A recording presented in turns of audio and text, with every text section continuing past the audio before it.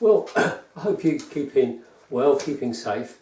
And as you know, this series of videos is about me making a flat top mandolin. Flat top and flat back.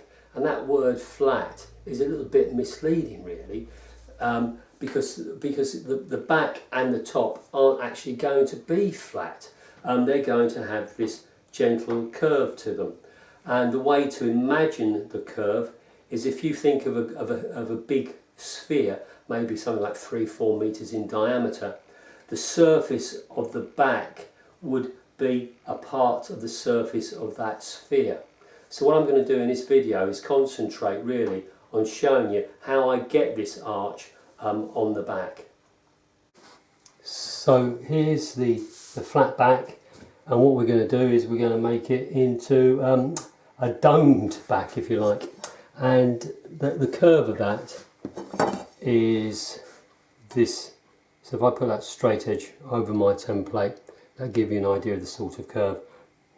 Not quite sure what that actual radius is.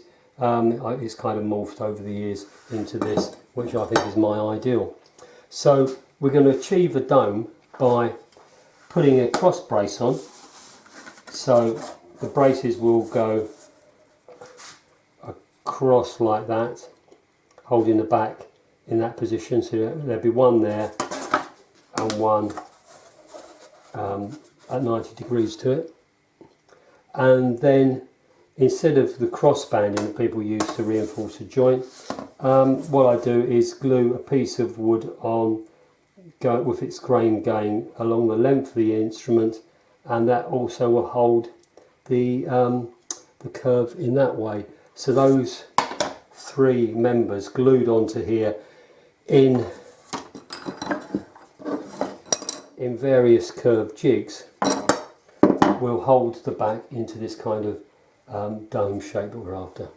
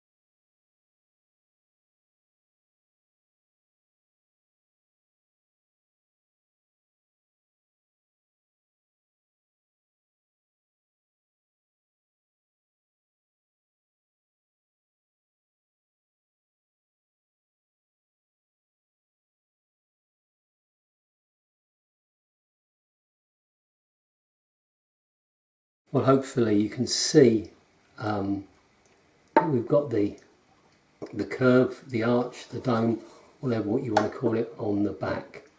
And what I've got to do now is shape the braces, do the final shaping on those. Now you can see that I've just glued on this strip of spruce across the X bracing.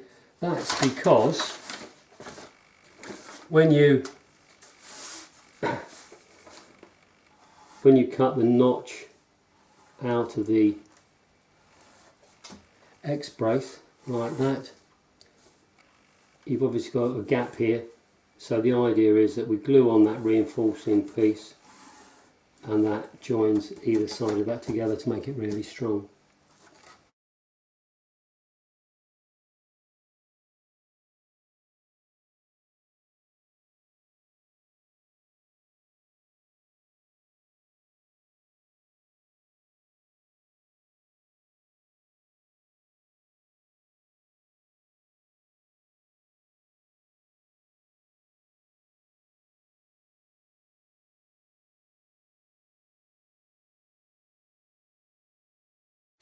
So the construction work on the back to get the dome shape is done. So what I've got to do now is I've got to fit it to the rim. So in the linings I'm going to be cutting 4 housing joints for the ends of the braces to go into. Now this dish that you've seen me use, that's exactly the same curve as the braces on the back, and that's the dish that I used to sand the edge of the rim. So there's a curve on that rim which matches the back exactly. So once that's glued in place, we should have this lovely curved, sort of slightly domed effect.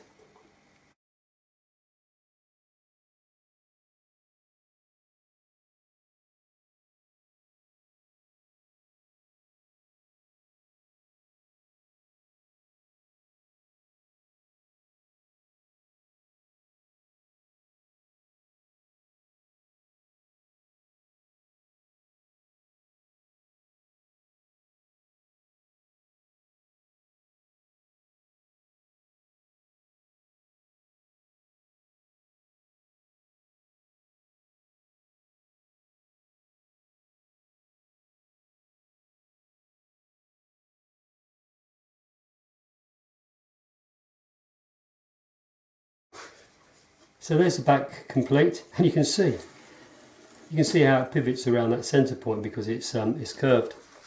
So after a few hours I've got these housing joints fitting to absolute perfection, if I say so myself, and there we have this very nice snug fit, and of course you can see that internal construction there, and my my housing joints there. So the next thing before the back is glued on is to work on the soundboard, get it fitted to the rim in exactly the same way with all the little housing joints, and then when I know the soundboard fits perfectly, the back fits perfectly, we can then start thinking about gluing them on and closing up the box. Well, I hope you found that of interest. So that's how I get the curve on the back, and the soundboard is done in pretty much the same way.